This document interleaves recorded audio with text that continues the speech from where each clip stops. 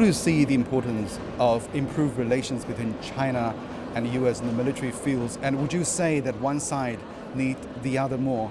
Well, I think the importance of the relationship between our two militaries is extraordinarily important. I've felt that way for a long time. I've been involved in looking at ways to make sure that the militaries enjoy a good relationship. But I think it's mutually beneficial to both sides. It's not whether one side needs the other more. It's what can the two militaries do together to provide for the peace and stability and security, not just in this region, but more globally. Well, many criticizing China for flexing its muscles, being assertiveness.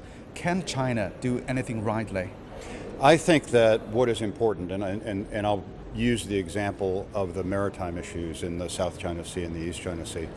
I think there has to be clarification by China of what it sees in particularly the South China Sea, how it defines the space, what the expectations are, because there's a fundamental difference in how we are looking at international law as the claims that surround some of these newly created Talking islands. about the South China Sea, well, many also criticizing the US for making the South China Sea disputes more complicated by sending warships or wrong signals.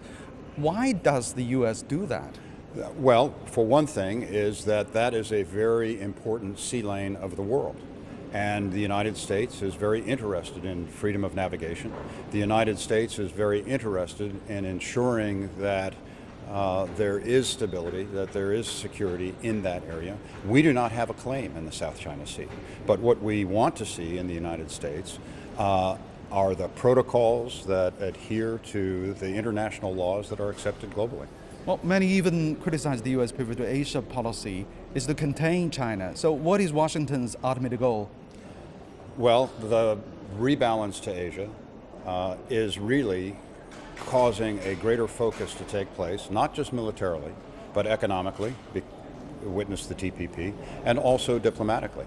There is no question that the rise of Asia, of all the countries of Asia, and I would say in the Indo-Pacific region, is where the future economic growth is going to come from. And so the United States, as a Pacific nation, is here and participating in that process.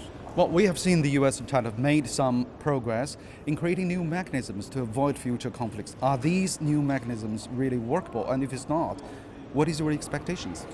The new mechanisms are workable, but the two leaders have agreed as to what the mechanisms will be. Now it's important for the militaries to demonstrate and to ensure that there is agreement and cooperation to make sure that we move those ambitions of our leaders ahead.